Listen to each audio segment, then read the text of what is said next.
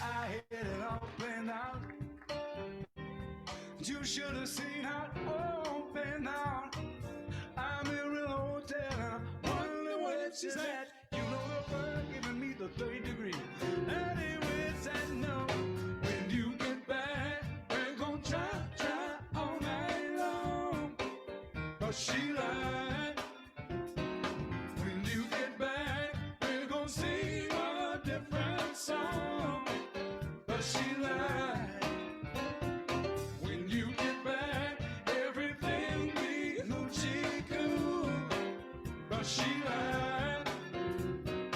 When you get back, baby, I'll take care of you. But she lied. When you get back,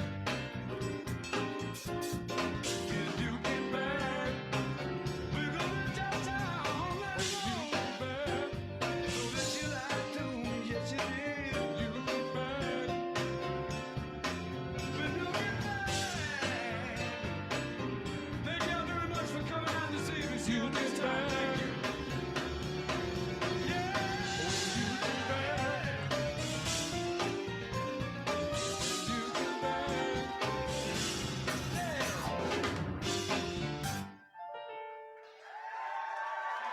Thank you.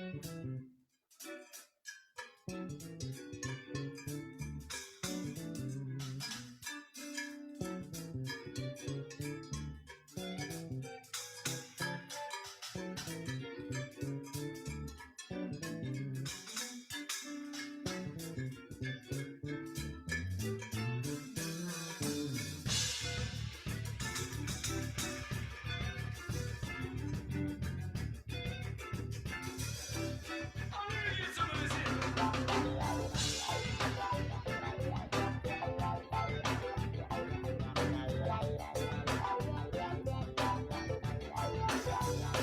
Well, we got more evil than what you got. We got a whole lot of soul, y'all. We gon' funk it up. Well, we got more evil than what you got. Gonna have a little house breaking party night. And we gon' tear it up.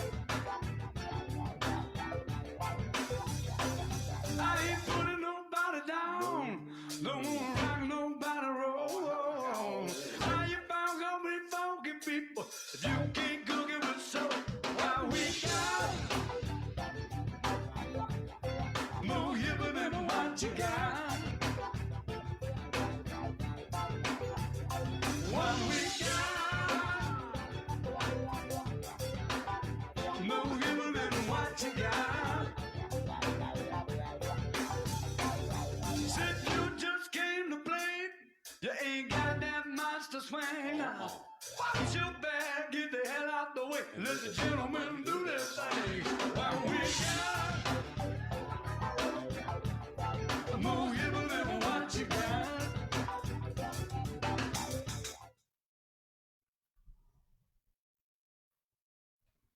All right, what's going on Facebook? It is Friday, 3 p.m., and this is another live video on George's Space Chat. I hope you're all well. I hope you're all staying sane and safe, no matter what is happening out there, because it is still crazy time. But that's not news. So I hope you're all well. I hope you were able to perhaps since November, um, breathe a sigh of relief. We're by far not done, but at least we're moving in somewhat of a right direction. Anyway, I hope you're all well. If anybody is out there, send me a message, give me a thumbs up, leave me a comment on Facebook. It's always good to know who I am talking to. Um, Today's before we get going, a little bit of housekeeping as always. So if you want to get in touch with me for lessons and or recordings, please email me at george@georgefarmer.com. It's the easiest way to get in touch with me and also the quickest. And if you want to donate to the cause, my Venmo information and my PayPal information is in the description of this video on Facebook. So if you want to donate, anything as big or as small is highly, highly appreciated. Um, and thanks in advance. Please use Venmo and or PayPal only to donate. It makes life a lot easier and it kind of works a lot better. Anyway, I hope. Let me see if I'm working several screens here, so just bear with me for a second. Okay, here we are. Very good. All right. So today's whoever is out there, give me a sign. Let me know. What's going on, Michelangelo? I see you. um, and maybe just a little bit of scheduling before we get into today's subject matter. Um, Today's video is going to be the last one for this year. I want to say a big, big thank you to all of you who have supported this endeavor. I'm taking the next 2 weeks off. I believe next week is Christmas, and then the week after that it's New Year's. And I figured uh, there's plenty of other stuff to do, and also, speaking for myself. So why not take some time off? Yet, um, after and then in January of 2021, the first show or the first video, I should say, is going to be on January 8th, and it's a continuation of the Broadway Uncovered series. This one is Broadway Uncovered Part 3. And my guests are going to be Alexandra Eckhart, Carl Carter, um, Lynn Keller, and Marianne McSweeney. So I think that will be a very interesting panel conversation. Again, with the topic Broadway Uncovered, trying to feature some players who defy the stereotype of having to be white and male in order to work on Broadway or in a musical theater setting in a larger sense.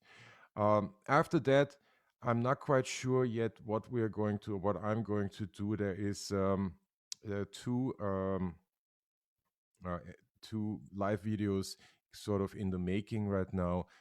One is about the great New York band Stuff. And I'm working with Frank Canino about that. And the other one is going to feature my good friend Mike Grio, um, who was kind enough to be a part of last week's panel conversation and had a lot of really interesting stuff to say. And I thought um, I'd need to I need to feature him in one of these videos. So there we go. That's the schedule for now.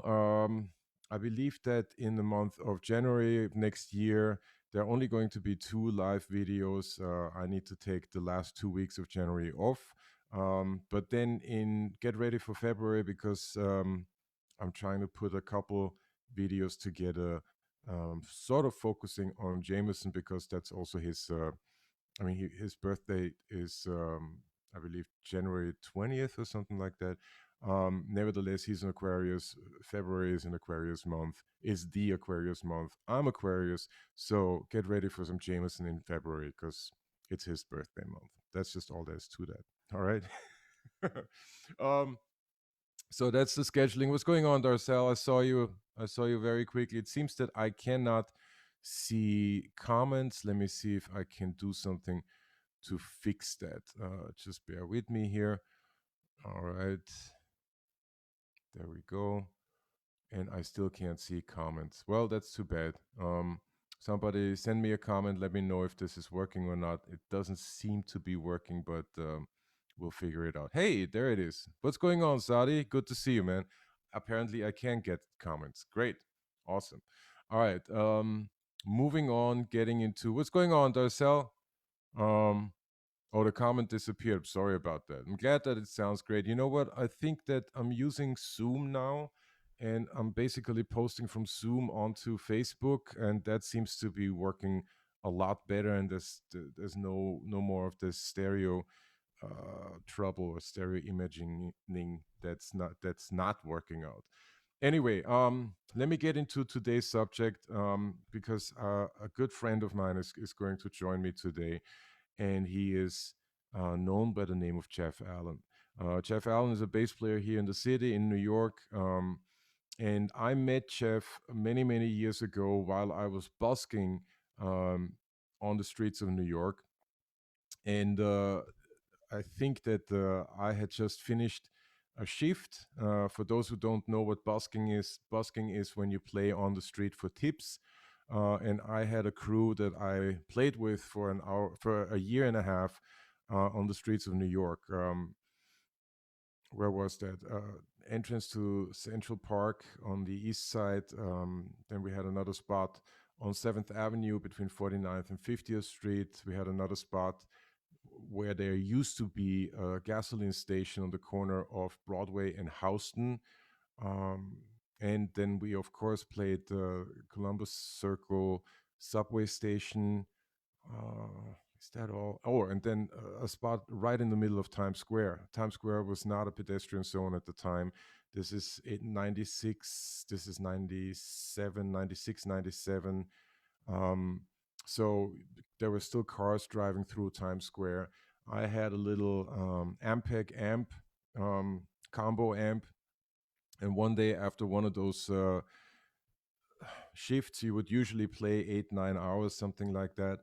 Um, I was on my way home, which meant taking the subway back uptown. And I was either on the C train or the A train.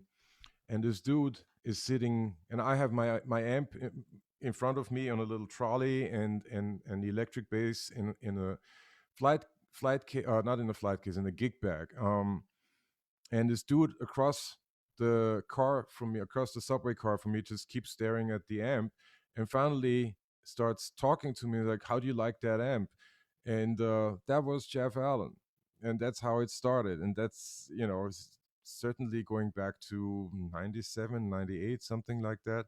um, and we started talking, and he was uh, he let me know that he's also a bass player, and he's playing with this guy Duncan Sheik. And I was like, well, that's cool. I just played on the street, and we were doing what we were doing. It was that's just that, you were getting to know each other, starting, grow a network, grow a relationship. Now it's, close to 25 years later. um, he's a good friend of mine. We hung out many, many times. Uh, he was the connection that uh, brought me into Spring Awakening.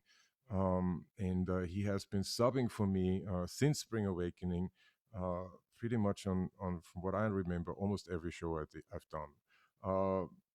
And we hung out several times at his place and had long conversations about today's subject, which is texture in bass playing. texture coming from the bass and how that can influence a track, what that means, what can we do to, or he kind of, and I'm going to repeat that once I put him on, once I get him back, I get him on. He kind of introduced that whole subject to me and made me realize how important that is. And also made me realize that for many years I have had not paid attention to it. Texture in bass playing, um, you know, paying attention to your sound, paying attention to it. There's a lot of things that kind of grew out of that. Um, uh, Paying attention to your setup, paying attention to your strings, the makeup of your strings, the woods in your instruments, be it the electric or the upright bass, the strings on the electric or upright bass, the way you amplify it, the pickups, all of that stuff, all of that. My curiosity kind of got started with the idea of talking about textures in bass playing and realizing that textures, sound, it's all of these things are not givens. They are not. They don't just happen. They are a product, just like everything else. They are a product of a thought, of an idea, of several ideas, of processes, of concepts. They don't just happen, right? Um, it has, for me, it has been a very fruitful relationship, and I wanted to bring him on for the longest time. I'm glad that he made himself available, because I think he really has a lot to say what that is concerned. And I know that I have benefited from implementing concepts that sort of started uh, at conversations with Jeff Allen. And I believe that he's in the waiting room right now. So let me see if I can bring him in. All right. Implementing concepts that sort of started. What's going on, Jeff? Hey, George, how are you? I'm very good. I think. Listen, I have one thing. Let me just pause it. Yeah. There we go. Awesome. What's going on, Jeff? Good to see you. Yeah, I loved that you remember that we met on the train. Yes. Yeah. Most definitely. I always appreciate people with better memories than myself. I still have the amp, actually. I still have it's a small Ampeg combo amp. Mm-hmm. And I remember you looking at the amp and then looking at me, and then finally you were, how do you like that amp? that was it. I mean, that was. It's funny. You make me think. I used to. There are several people that I met just talking to people on the train, not right. Like in a creepy, like I'm just looking for conversation way, but over the years, there's people who I just started the conversation with and then ended up being in touch with, or to some degree, It's New York City. It is. I love it. The train is the big equalizer. Mm-hmm. That's it. It's the train and perhaps the Russian and Turkish bathhouse in the Lower East Side. Maybe, okay, because if that's your thing, if that's your thing, I mean, I do go there a lot, but when it's open, but it's starting to get expensive. Anyway, Jason Langley is saying that he met you on the A train as well. Oh, see, look at that. That's what I'm talking about. Yeah, I remember once meeting this kid, and we started talking, and I think he was KRS-One's son. Oh wow. And like things like that that doesn't happen in Ohio necessarily. No. I mean, other things happen in Ohio, but that's true. Not to pick on Ohio, I love it out there. Yeah, there's that I wish I don't think I've ever been, but anyway. No, that's what it is. So this is New York City. You are in the subway. You, as a bass player, you're schlepping your gear around. You're schlepping, your instruments around. You're trying not to have anyone bump into. If you gotta be upright, you gotta be upright, like it's just, you gotta have a protective barrier, force field around the upright. Otherwise, it's gonna get really expensive really fast. True. That's what it is. And if somebody starts talking to you, you talk back. You know, Yeah. you engage in a conversation, especially if it's a musician. Yes. And especially, you know, we are bass players, so, you know, do you like that amp? Yes, I do. What's going on? How are you? What's your name? What's your name? Where do you play? What do you play? What strings do you play? I mean, it Nerd it, fest. it snowballs Yeah. very, very quickly. That's just what it is, right? Irio That's Farrell great to says, remember that, because I certainly did not. you know, there's Yeah. certain things you don't forget. But I do have good memory what that is concerned. So that's, you know, at least something. Irio Farrell says hello. Yeah. What's up, Yes, Irio? he's in the comments. Well, listen, let's get into it. The joy Sure. of texture, the subtitle to this hour that I'm dedicating to you, because the conversations that we've had over the years have really, you know, changed a lot of my concepts. Have really influenced me a lot, and you were definitely one of those players who first introduced the idea of a textured bass sound to me, or textures in bass sound, and how that, Right. you know, influences a track, right?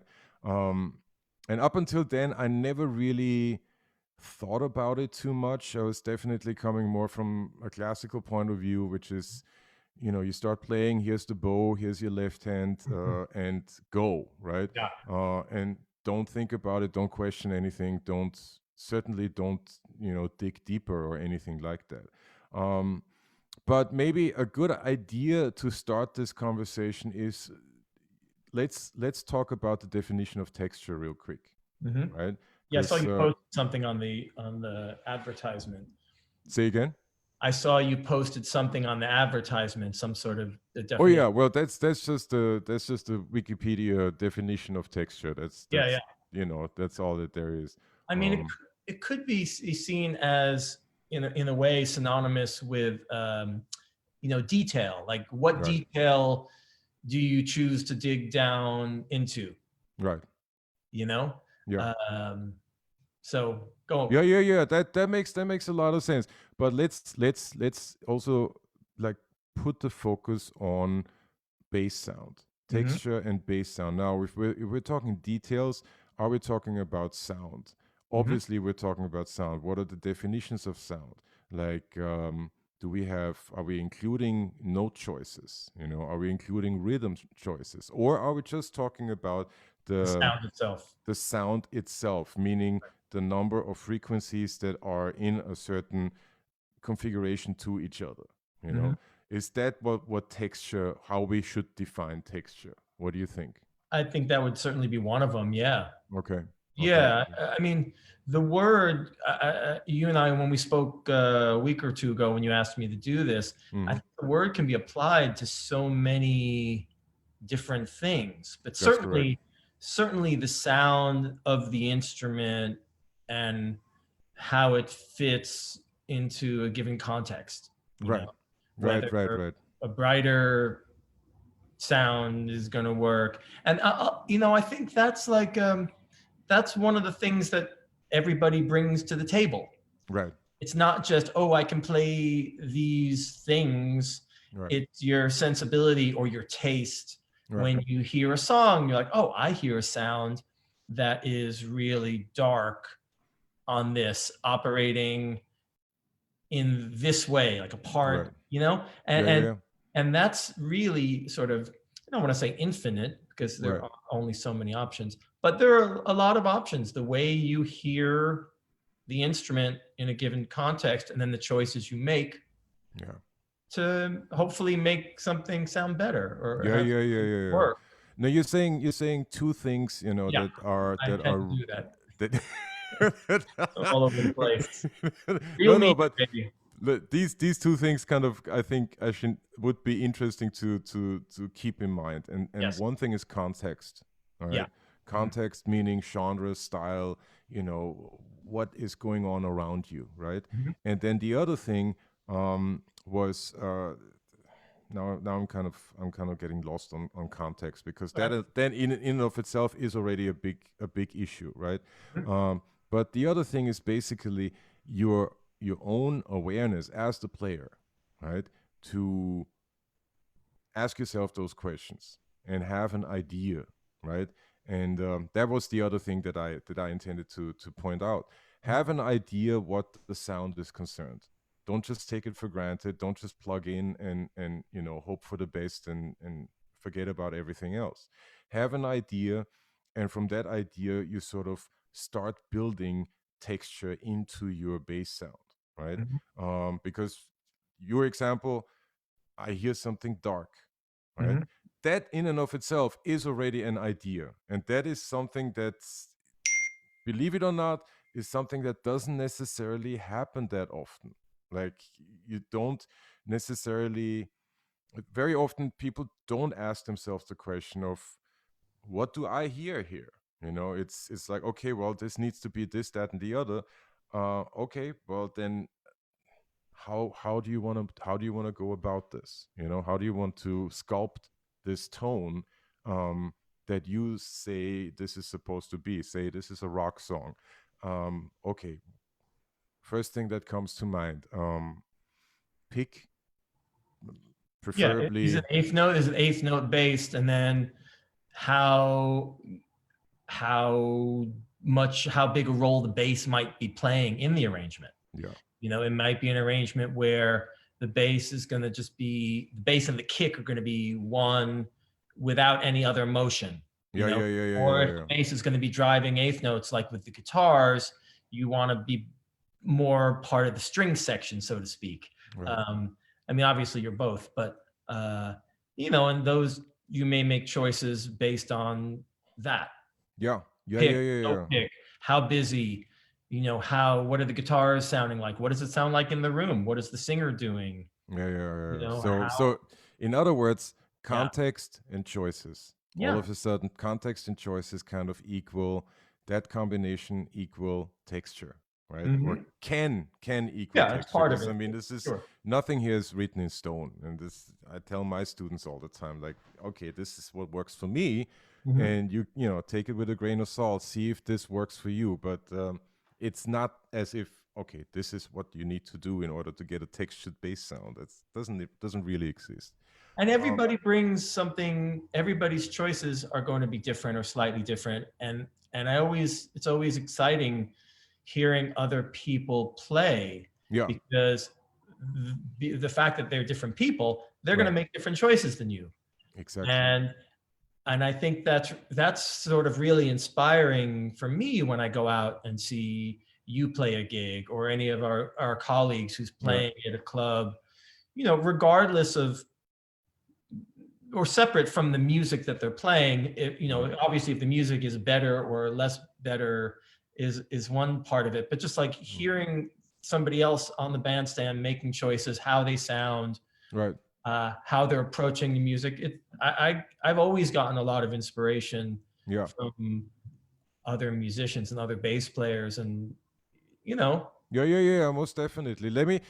Let's get a little deeper into that, because what started you down the path of thinking about texture? Like, what was your, I mean, of course I understand that you probably won't be able to get into everything, but yeah, what brought you to the place where that was uh in your consciousness? I think it's just an amalgam of your experiences and listening. Right. I started as like a 13-year-old or 14-year-old listening to like hard rock Hmm. and metal, and then my trajectory, like a lot, as I progressed on the instrument, that sort of steered me to listen to different kinds of music, because I was like a vehicle, because all of a sudden I could play more, so I wanted to. And then I started listening to more prog stuff, Hmm. Hmm. harder prog stuff like Rush and Yes, where the bass played a different role. And I Right. started trying to emulate that. And then living in and around New York and listening to the radio, I started getting turned on to a lot more R&B oriented stuff, and then discovered, on the radio. And then I started discovering session guys who played on records. Marcus Miller was obviously maybe not obvious, but a huge influence for me hearing him and what his sound did and how unique and now iconic his sound, his approach. And I was incredibly fortunate that growing up near New York City, I used to go into Manhattan at a time when I could go see Will Lee play. I could go, I mean, you still can, right this second, but, or, Marcus, I got to see Marcus and Jocko play in small clubs. So, I think that was the beginning of my awareness of the variety of sounds. Right. Hearing, Jocko's sound obviously is super him. Geddy Lee's sound, super him. Marcus's thing was super him. And that's an interesting. Sorry to interrupt you right there, but that's an interesting fact, because all three of them sort of happen at the same, perhaps Jocko a little earlier, roughly at the same time. Yeah. And all three of them built their own sound, like from the bottom up, right? Jocko, Geddy Lee, Marcus Miller. You could include Anthony Jackson in that list. Absolutely. Sound. Just talking about the sound, right? Of course, you can include like Will Lee and all of those, but the fact is that there was very, very distinct differentiating choices that were made, right? And you ended up hearing that when you went to New York, right? And that got me thinking about tone. And look, it's taken me. It's been like a journey over many years. This conversation comes up often when I hang with you or other friends and colleagues. The way you hear, the way you want the instrument to sound is going to be the way you sound. In a way, the choices of instruments that you buy, the instruments that you're attracted to. And that's been a gradual thing for me. One of the big things that I got fixated on a bunch of years ago was just like definition in the bass. I played on a lot of demos and recordings and things where the bass often would disappear, or I was not happy with how it sounded after the fact, after I made all these precious choices and partially kidding. But so I started, gravitating towards instruments that had more definition inherent in the sound. I remember at one point I had this black 70s jazz bass that had some kind of preamp in it, maybe from Rudy's, maybe it was a Pensa preamp or something. And it was a maple board, one of those 70s ones. But for some reason, this bass had a really dark character. It was not as clear and bright as I wanted. And I ended up selling it, as I did many instruments, sadly. But, I just remember that because that was one that I didn't get out of it what I wanted to get out of it. And it steered me towards, and then as you know, many years later, I started playing some of these Music Man basses, 5 strings, because they are the antithesis of like they're very forward and very mid-range, and they're just harder to fuck up, for an engineer. They're harder to make disappear. They're incredibly punchy. And I was attracted to that, So I always look for instruments that allow me to make the sound I envision. Well, there's one couple things that need to be pointed out, in my opinion, and that was the concept of definition. All right. So and also for everyone who's watching and listening in on this, I did put up another playlist into the description of this video, and that playlist was curated by Jeff. Okay, those are a number of his recordings that I asked him, let's talk about the texture and all of that. Can you come up with a playlist of songs that you think would be, descriptive? And I highly recommend checking out the playlist. The textures, the sounds that he's getting out of the bass are very interesting and especially in regards to definition, because definition would, if you just take the meaning of the word, as bass players, we very quickly say, okay, well, then let's talk about highs, let's talk about high mids, and all of that stuff. Yet, definition also has to do with context of what we said earlier, right? Yeah. How Because the in part certain, works. there you go. So, how does the part work? What's happening around you? What's happening, in the band? Who is in the band? All Mhm. of that stuff. Yeah. So, I highly recommend checking out that playlist, because there are certain songs there where the bass does not have a lot of highs. It does not have a lot of high mids at all. Yet it's crystal clear.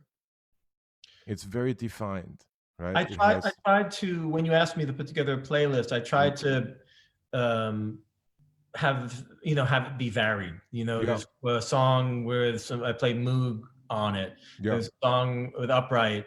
There's some hollow stuff. Like I tried to give a variety of sounds and the yeah, bass working in different ways. yeah, So yeah. That's totally noticeable. That yeah, is totally noticeable.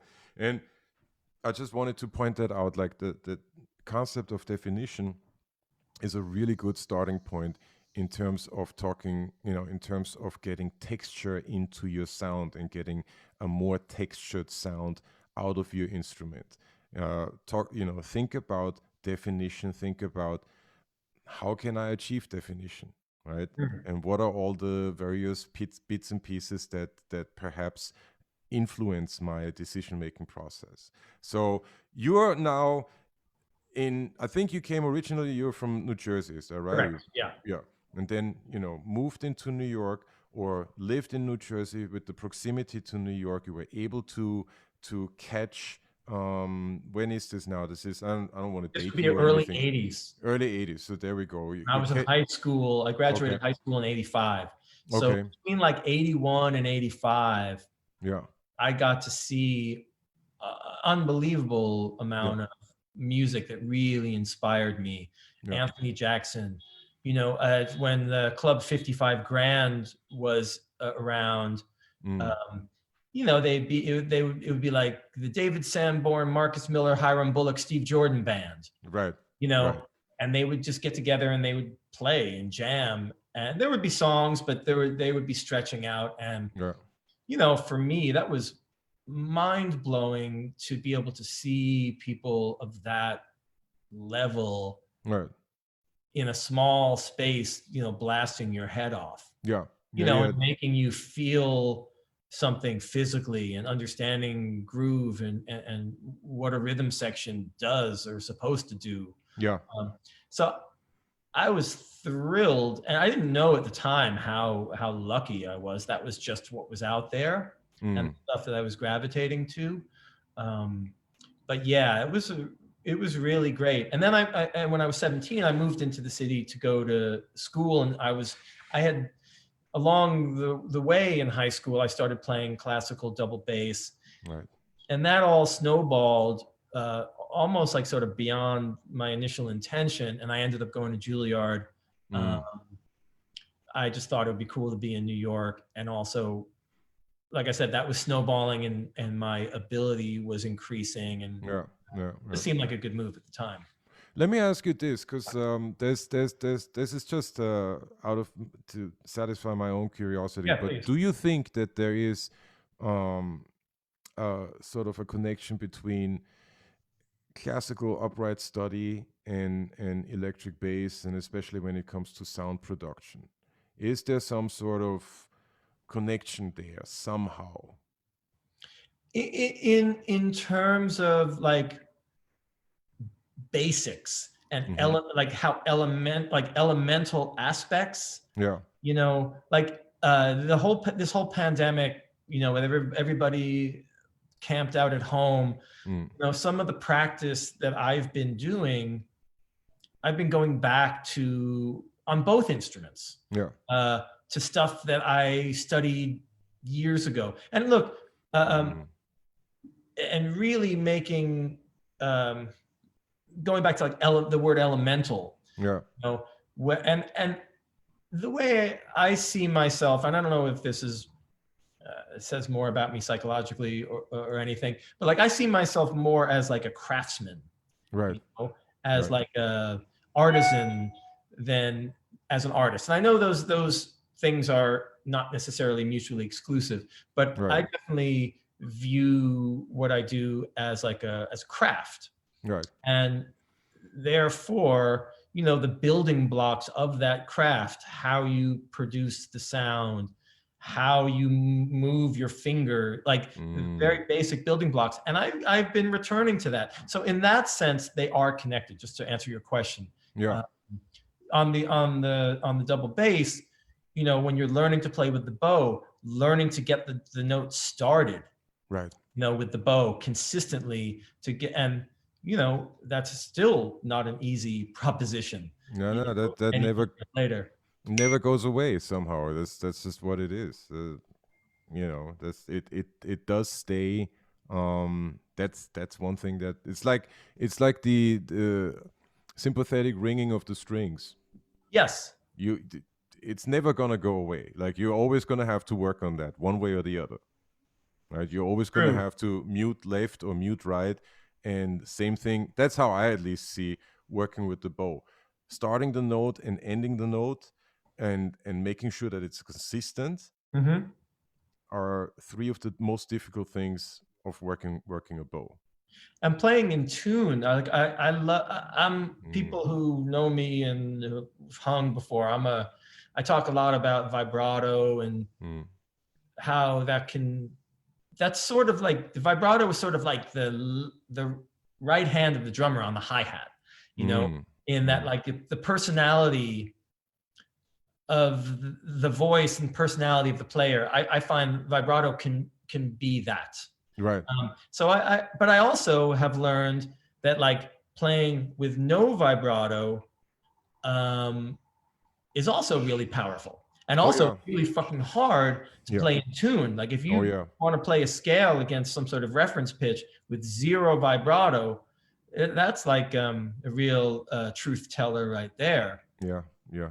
So that's what I mean by Eleme- elemental building elemental. Yeah. Building blocks. Yeah, building blocks of sound. Yeah. Yeah. Yeah. Most definitely. Most I still definitely. think like that because I Mm, still feel like I can barely play the instruments. I mean, I know mm. that's somewhat self-deprecating, but like, um, but I sort of approach it like that. Like I still do certain string crossing exercises Oh on the yeah. electric, um, and since the pandemic on the electric bass, I've definitely done started had a couple of realizations about the fingerboard in terms of how I play passages. Like I went back and relearned um, Donna Lee, which I learned in high school, right? Right. Right. The Jocko transcription, at least the melody. Right. Um, and I refingered the whole thing based on how I used to play it. Uh, Wow. just because less across the fingerboard and more moving up and Up down and down. Yeah. in Yeah. often in thirds, um, like that was this is recent, this may be like Yeah. old hat and people are learning this in kindergarten now, but this is, so I've been examining things such as that, Yeah, yeah, yeah. No, that makes a lot of sense. That makes a lot of sense, and I think for especially like the subject of what we're talking about in terms of texture, like that kind of detail analysis Yeah. and detail, and not only analysis, but then also the implementation of the analysis, right? And that's that's kind of where all of a sudden it all comes together, right? Mhm. And where you're really working Voices. on a where you finding your voice, where you're working on a product, and finding space within a track, and that's kind of a couple steps removed from that. So let's go back to okay, you're now hanging out in the city, you're listening to all these players, you're being inspired, right? At the Yes. same time, you're starting to learn upright bass. Yeah. There is obviously I at least I'm saying obvious because I play upright as well, but Right. there is this body of sound, right? All of a sudden, that, in my opinion, sort of always seeps into your sound production what the electric bass is concerned, at least to a certain degree. Um, and now, what's your next step? Because obviously, I think you're also very influenced by McCartney. Like Yeah, you're that one of was those the first players. music I ever listened to. Yeah. Oh, check that out. Yeah, I Okay. mean, it's funny. I had to write a little, answer some questions to an interview not long ago, and I researched because the first music I ever owned or remember owning on cassette as like a 4 or 5 year old Mm, was Jackson 5 third album mm, and Magical Mystery Tour. get out. And when I was writing this answers to these interview questions, I looked it up. My birthday was the day after Magical Mystery Tour was released. So not that means anything. It's just a nice anecdote. But I loved that record as a child. Like Yeah.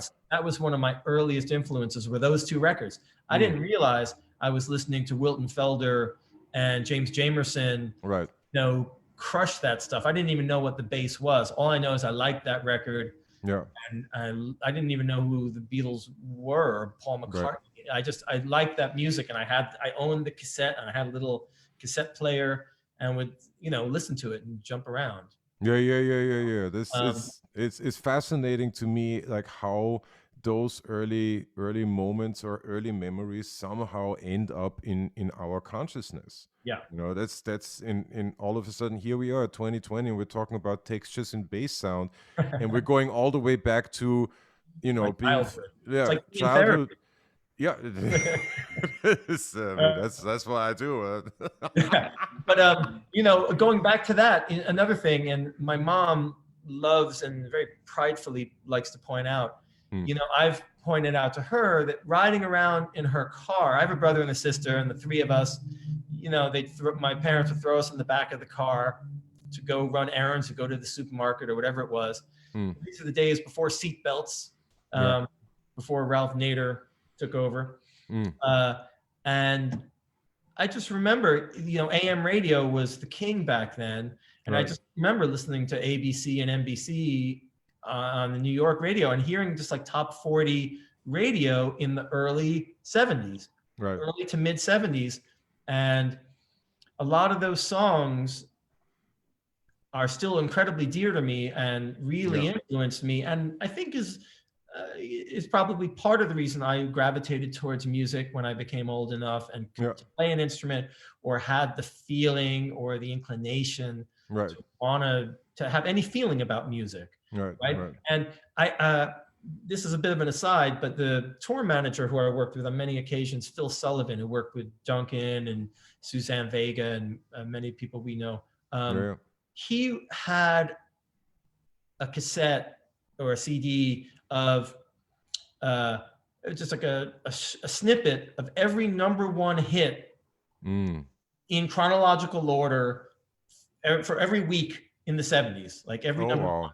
And we used to listen to it in the van when we were touring, and my God, the variety was mind-blowing. That was on like pop radio. It would be like Helen Reddy, and then like Sly Stone, and then Led Zeppelin, and then like the Jackson 5, like just all over the map. And so all of that stuff, it was way less segmented than it is now. Now you listen to pop radio, and there's a variety, but it's a much narrower spread. And I think maybe that's a good thing. Maybe it's not a good thing. I'm not here to judge our culture, although we'll get to that. We always do. But so that was wild hearing that tape. But it just goes back to like the stuff I was hearing in the back of my mom's car. And then, all that stuff filters in. And then, I mean, especially like that 70s music is something where coming out of the 60s, coming out of the Motown, emergence, so to speak, all of a sudden now studios are really pumping the bass, right? People are turning it up because it's here. We now have amplification, Ampeg, Ampeg, yeah, a precise amplification. Ampeg is putting out the SVT, SVT. Yep. right? Fender Bassman is still being used, right? Yep. The B15 is being used in studios all over, and it's very clear. Yep. What I think what people don't, and myself included, don't necessarily realize is that what we take for vintage gear now was high end at the time, right? Yeah. I mean, the B15 was a fantastic amp at the time. That was as good as it gets. Right? Yeah, it's not like a Silvertone where those were like sort of cheapo instruments that now people realize. Yeah. So all of that influences and all of that goes into your mind, and then kind of comes together when you are in New York. You're listening to all these players that have heard very similar, that have heard the same music, right? Exactly. There's no doubt about that. You hear how it's been filtered through them. Exactly. And the choices that they make, and you start putting together little thoughts in your, New Jersey teenage brain. Yeah. Most definitely. So then all of a sudden, or no, I shouldn't say all of a sudden, but then you find yourself, being a professional in the field. Yep. And the interest or the curiosity somehow is sparked to find definition in your sound. Yeah. And find that definition in different ways every time, no matter what you play. Because I mean, the two of us, we're sidemen, right? Yes. That's exactly, accompanists. Yeah. It's a very difficult word. And it's hard to say, even for me. Yeah, let's move on. Let's edit that out.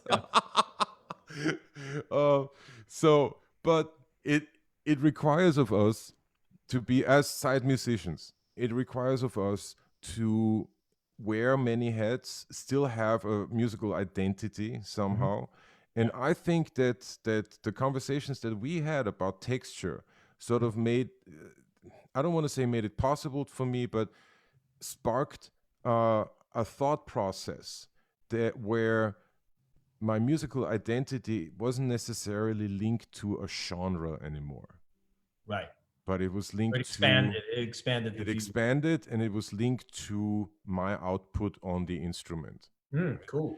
And that I thought was a really interesting thought to have, and something that perhaps needs to be sparked in people who are listening to this. Like, you are not necessarily a genre, right? But you are the instrument. Right. Right. And that instrument that voice can be that voice can be used for a lot of languages. Let's put it this way. Right. In the playlist that you curated, there are several moments where the bass is, for a lack of better description, almost woofy, right? It's very dark, very bass heavy, a lot of bass frequencies. As such, not necessarily a lot of highs, right? Right. Let me look at this. I want to look at the playlist and see what I put on there. Oh. Yeah. Okay. Go on. Sorry. Yeah, and it always it kind of reminded me of and you like this description, or you like this comparison. It reminded me of Family Man Barrett. Actually. Yeah, what's not to like about that? Jesus. Yeah, he's badass. But he also has that I don't know whether he would be the first one. There's obviously Sly and Robbie. Like, they were all kind of the same. I don't want to say clique, but they all knew each other. Let's put it this way, right? And Family Man has this quality in his playing where he has a lot of bass frequencies, right? And yet at the same time, and I have another. I was thinking about this, and I have another good description. At the same time, there was a lot of clarity in what he was playing. So it was sort of the combination of, okay, this is where I'm putting my right hand. This is the melodic content of what I'm playing, right? And the sound is bass heavy. And here's the other guy. And I wanted to ask you, did Family Man, was he an influence, or was that sort of something in your periphery, in your environment. And the other guy was the guy from, he just passed away a couple years ago, playing a Gibson SG, from Free, Andy Oh, Fraser. Andy Fraser. Yeah. Yeah, Andy Fraser. Because same thing there, like all of a sudden there is not a flurry of notes, but there's a couple very, very distinct notes and a sound that takes up space, right? And that's in the again, in the playlist there are certain songs in there where that's really noticeable, like the Hmm. bass is present, right, without being high end sounding, without a lot of treble, but it's still, it commands a lot of space. You know, So I keep wanting to. You're making me want to interject. You know, the role, like the role of the audio people. You mm, know, whether it's the mix engineer or the mm, engineer on the session, they're also making choices. mm, You know, that end up affecting it um, from the beginning. You know, right. and one of the another thought I had earlier. Sorry to jump all over the place. No, Was no, no, no, no, this is all good. sometimes when you're called upon to do a session and you're cutting basic tracks, Right.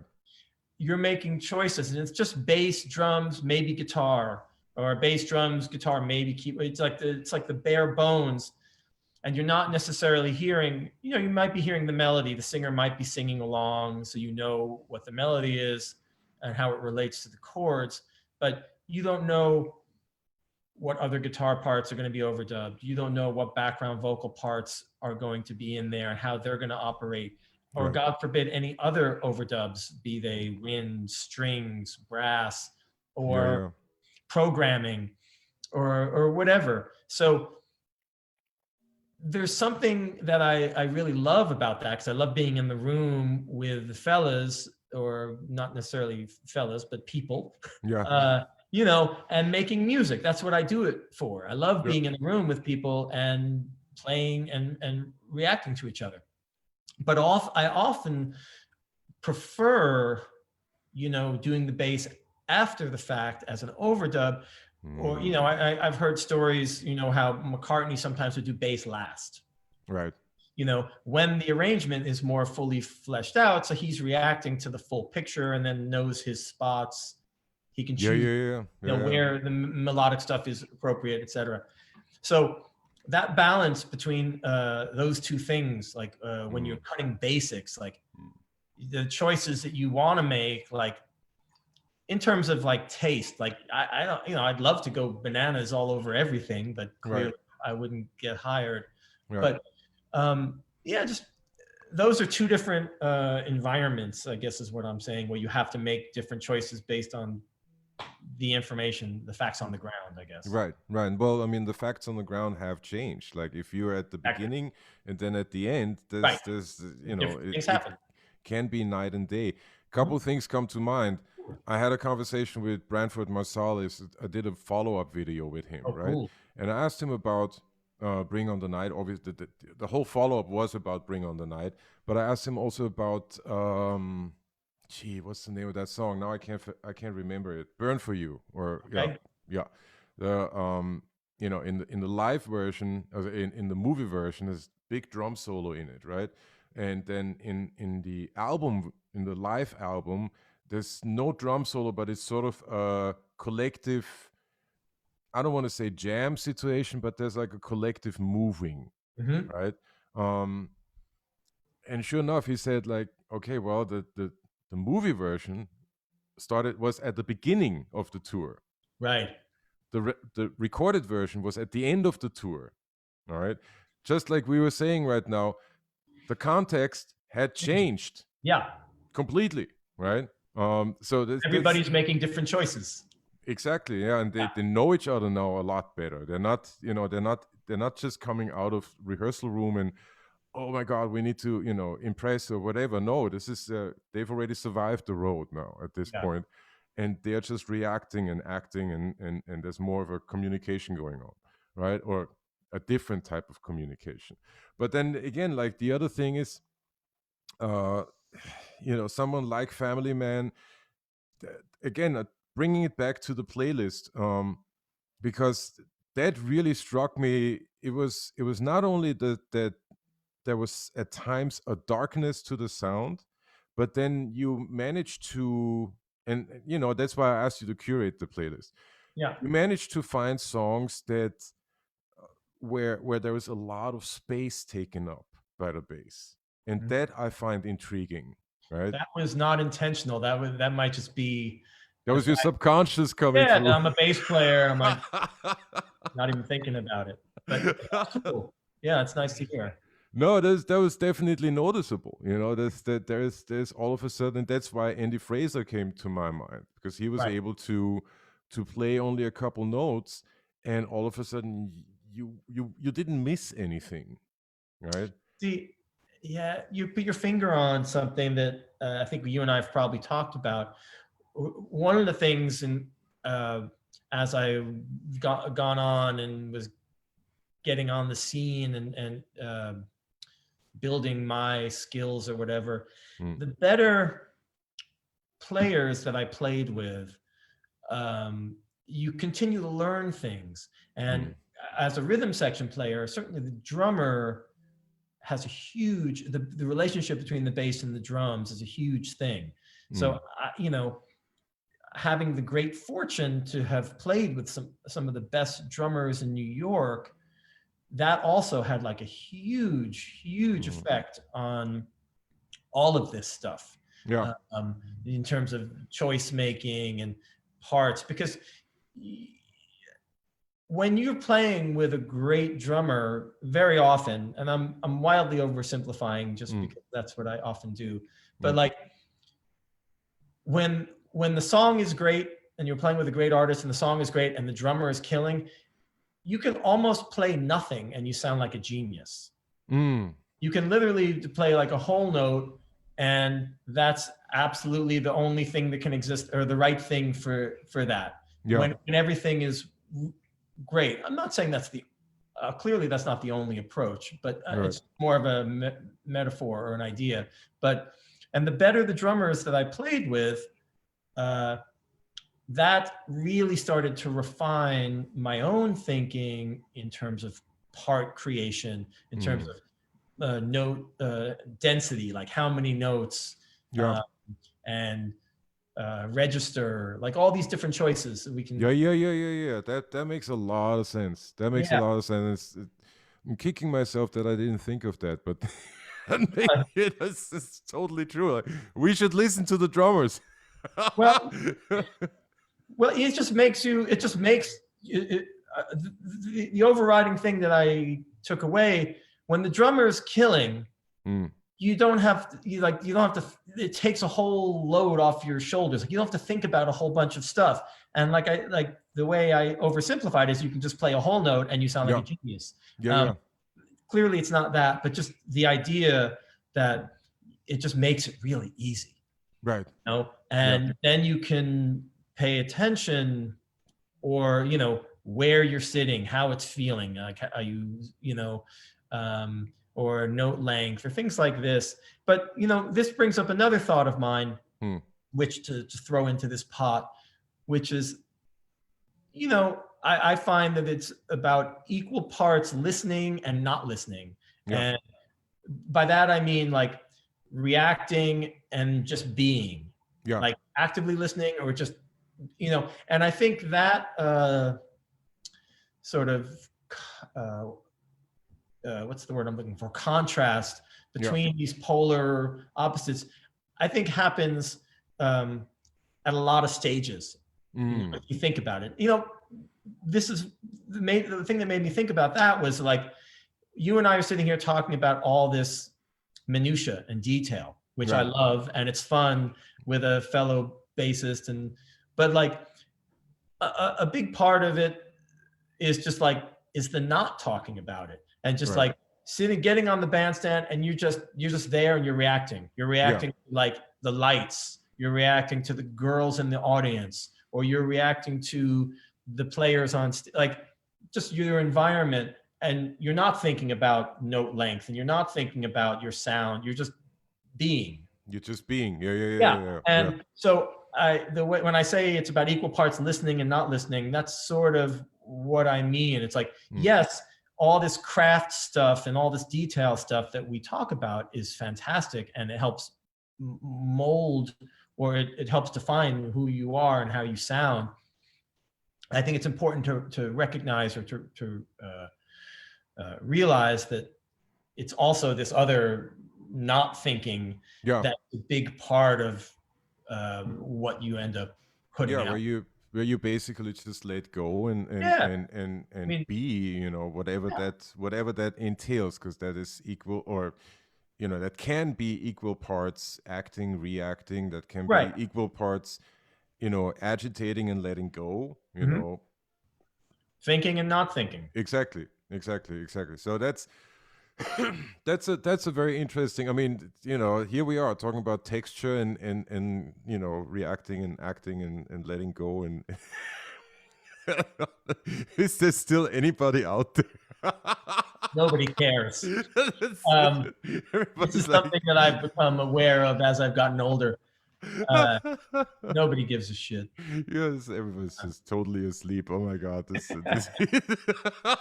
But you know, good on them if they're sticking with it. Well, I mean, here's the thing, though. You know, and this is kind of, you know, how this ties into to texture and the two of us. Oh, Sadi Sane is still here. There we go. Great. Darcel Andrews is still with us. So awesome. Yeah. But here's how it ties in with our relationship and us knowing each other, Yeah. and all of that is that. All of a sudden, you know, with the advent of texture and thinking about texture in your bass sound and not taking it for granted, because I think the biggest difference between the two of us, playing wise at the time, was that my philosophy was take the bass, plug in, go. Okay, just don't even think about anything, just go. Okay, Right.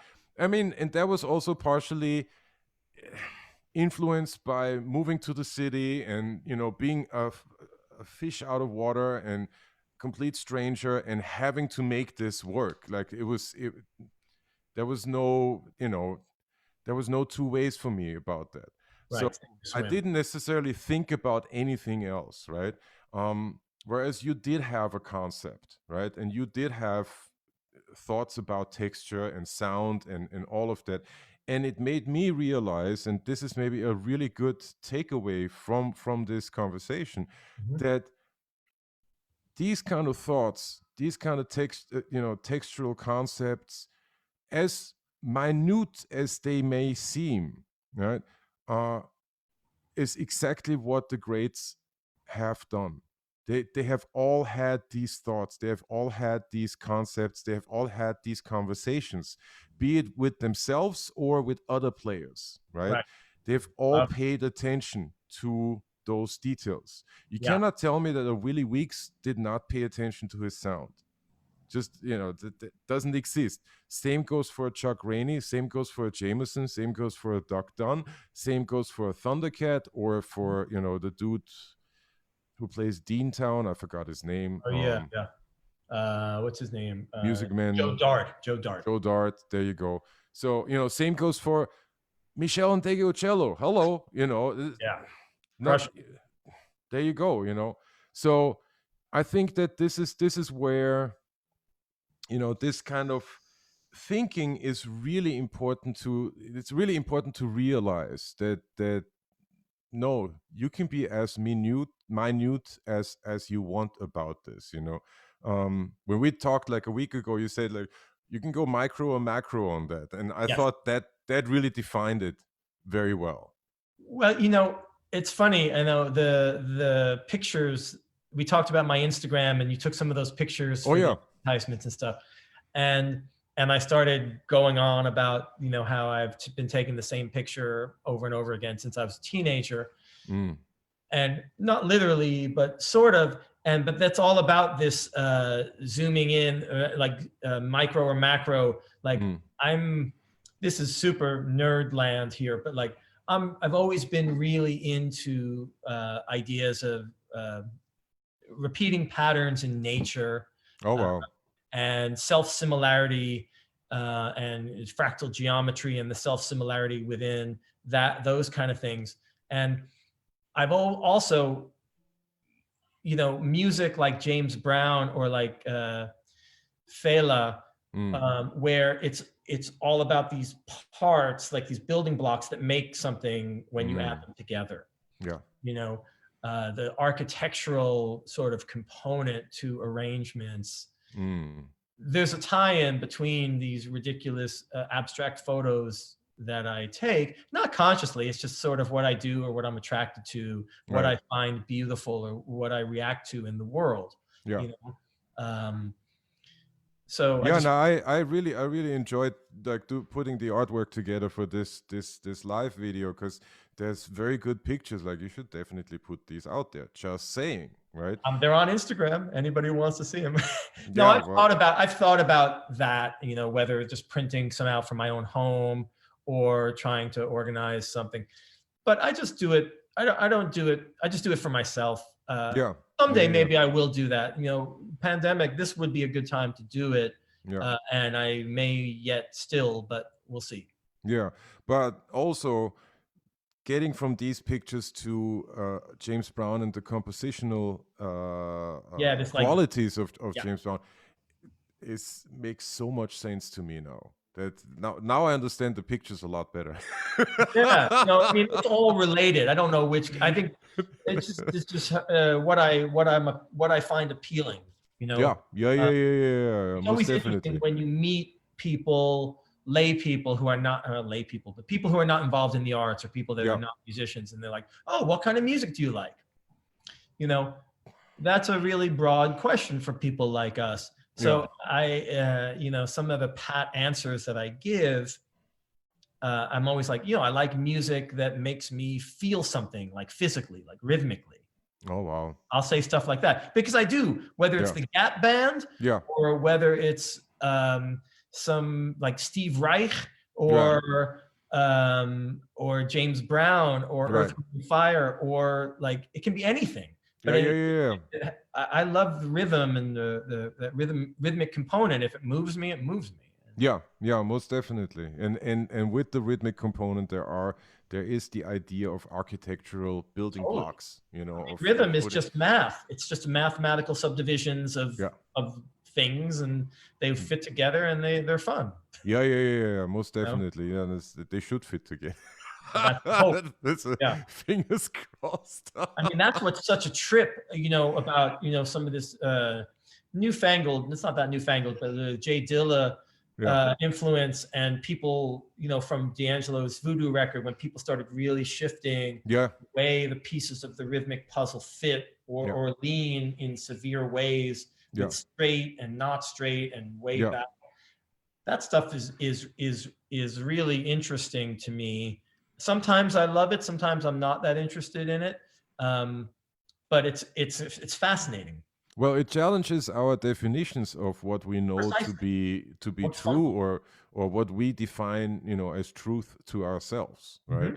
So now all of a sudden you have something that's supposedly is not on the click, and at the same time, it moves you in ways that perhaps you shouldn't be moved if you were to stay with your own definitions or with your old definitions. So it challenges us, and all of a sudden we have to realize, things have changed, right? And I remember there was one of the first tracks that I heard pop wise. Let me see if I can find this. That singer Brandy.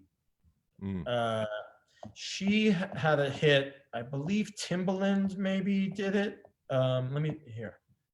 Brandy. It's called "What About Us." I remember the title of it. Yeah, that track was one of the first tracks that I heard, like in the pop realm, that has this push-pull. To call it where there are different rhythmic realities happening simultaneously. But it was really jarring when I first heard it, as it probably was for everybody. Somebody told me that there's like a really long documentary about Jay Dilla on YouTube, which I would love to watch. Okay. But apparently it gets into all of this. you know, Mm. how he came up with this stuff, and Oh wow. you know, and gives it all some context, which makes me want to watch it. But Interestingly enough, Detroit native. is that right? I did not know that.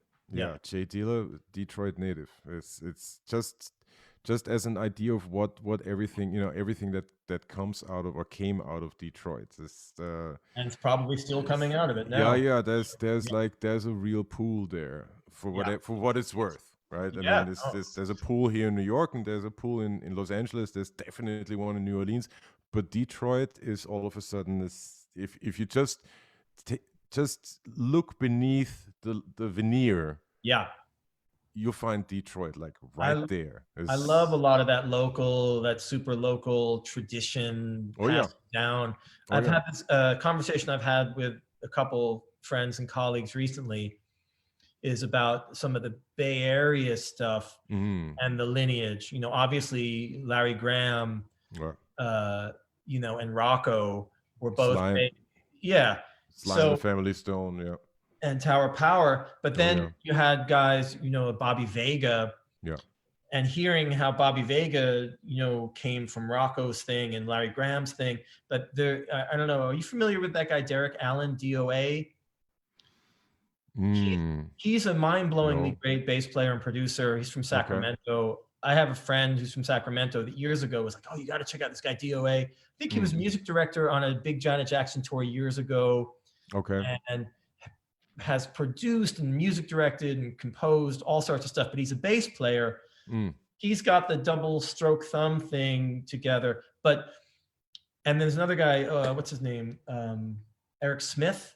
And these guys mm. are like the next sort of generation from the Bobby Vegas, Yeah. the Roccos, you know, but they're all Bay Area. It's Sacramento, Mm. Bay Area. And I love like checking out this like micro lineage. Oh yeah, And the yeah, local yeah. situations. Yeah, yeah, yeah, yeah. Yeah. And these cities all have it, like the Philadelphia thing, both in terms of upright bass and jazz Oh yeah. and electric bass, and you know where these labels existed. Memphis, Right.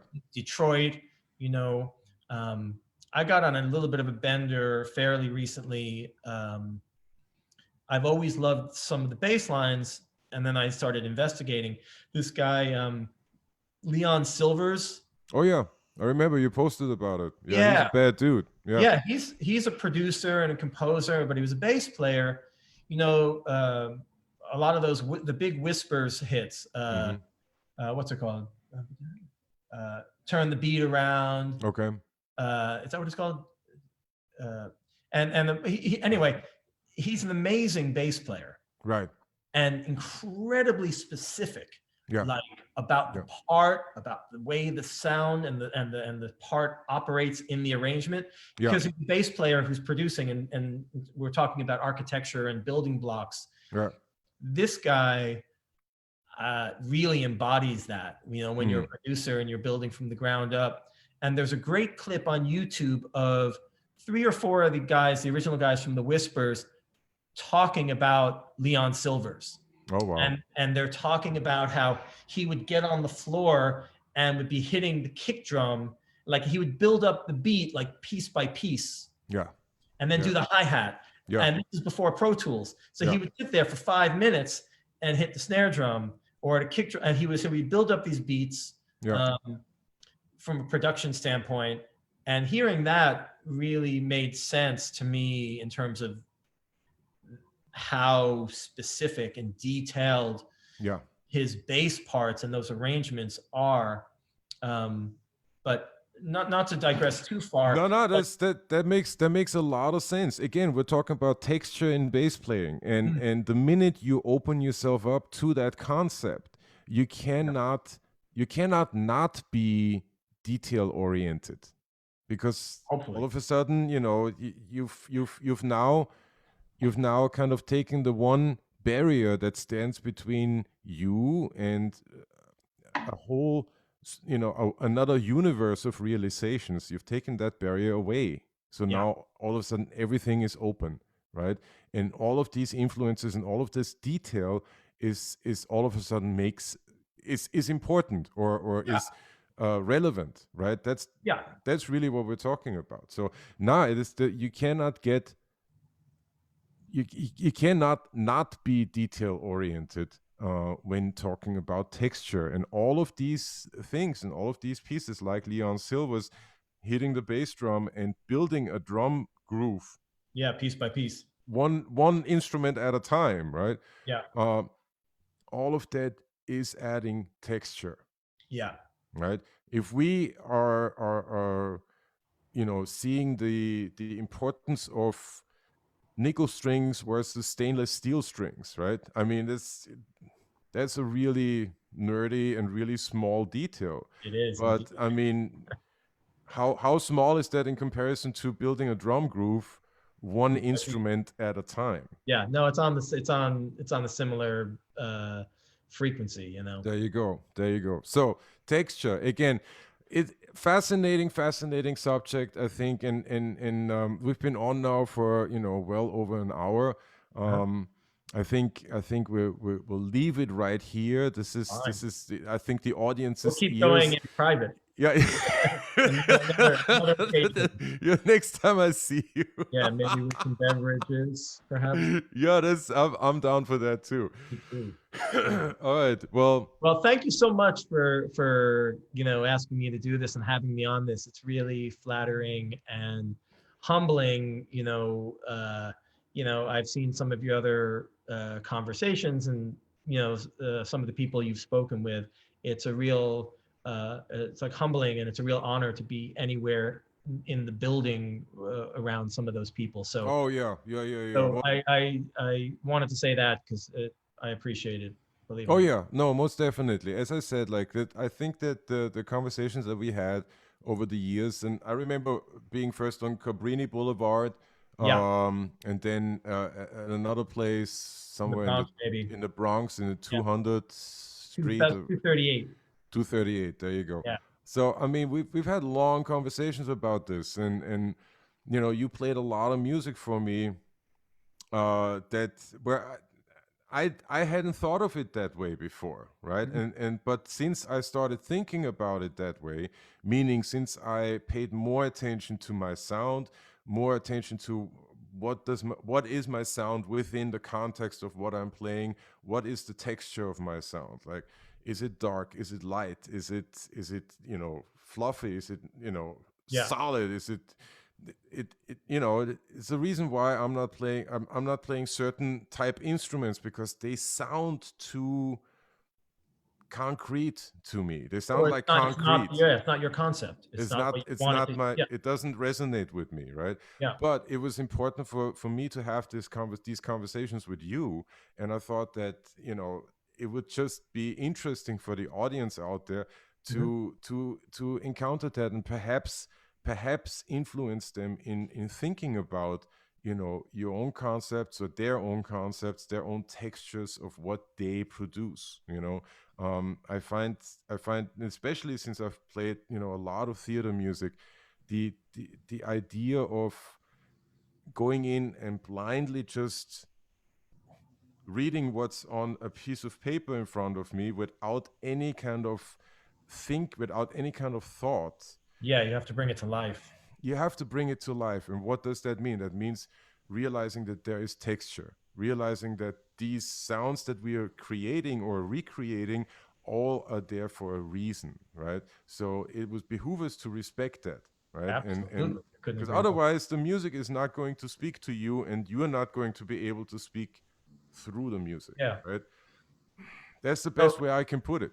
Before we wrap it up, what you were pointing to is something that I feel strongly about. The world that we live in now, where like people don't like to talk on the phone anymore. In that context, I often, when I'm rapping with friends, and I miss like the hangs that you were just referencing, you and I, and whether it was earlier as a teenager or as colleagues when we were slightly older, just that passing of information and turning each other on. You could be like, check out this record, Jeff. And I'd be like that process of sitting with your buddy Yeah. and just like listening to tunes and passing that back and forth is something that I cherish and Yeah. I miss Yeah. as that. And I try to have that. I try to have people over occasionally and Yeah. do that, even though I'm older. I'm not like a 17-year-old anymore, you Of know? course. So I think that's really valuable just in terms of community and in terms of passing along Yeah. info and being inspired. And yeah, I'll end it there because this conversation could go on and on. I have all sorts of left and right turns I could take here. No, I mean, that's, this is George's Space Chat. There you go. Exactly. That's I love that's part of what we do, or what I do here, and that is reflected in the subjects that I choose, right? Yeah. And consequentially in the follow-ups and all of that. Like that has almost taken on a life on its own, right? Well, good on you for doing it. I think it's fantastic. And It's pretty cool. It is really cool. And let me just tell you, once you've interviewed Otis Williams, ain't nobody else gonna pull any bullshit on you. It's just no way. Check that out. Yeah. There is no way. There is, well, I would like to start at the beginning. I saw James Jamerson walking down the street with his upright bass on his back. And you're just like, okay, Yeah. I'm gonna listen to this, right? I'm gonna take the information in. No matter what it is, because clearly this is something that I need to hear right now. Mm-hmm. So yeah, this is what I'm doing, and that's that sort of element of community and or exchange of ideas, right? Yeah, that's what I'm getting at, and I get that as people do that less now, I think. Yeah. Maybe not. Maybe it's just an age thing, but I think culturally, people just want to do a quick message, Right. It's more insular, certainly now with the pandemic and people are not hanging. But just the hang with your buddies and the passing of information and turning each other on to ideas and music. Yeah. I don't want to. I'm less interested in discovering new music from an algorithm. Yeah. From AI. I know it's effective in some regards, but I just prefer if, like, you say, Jeff, man, I just heard this band. You got to check this shit out. Oh yeah. That to me, for whatever reason, maybe it's just my age, but like that has more weight than some algorithm AI on a piece of software telling me that I should check this out. Yeah, but definitely. That's for another conversation. Most definitely. Listen to Robert Randolph and the Family Band. Check that out. All right. I will definitely. So there you go. Dig it. George, all right. Jeff, thank you so much. And all right, all you out there listening, watching in, thank you so much for spending a little over an hour with us. It's been fun. And as I said at the beginning, I'm gonna take 2 weeks off now and 2 or 3 weeks off. And then the next live video that I'll have is Broadway Uncovered Part 3 in 2021. And that's gonna be January 8th.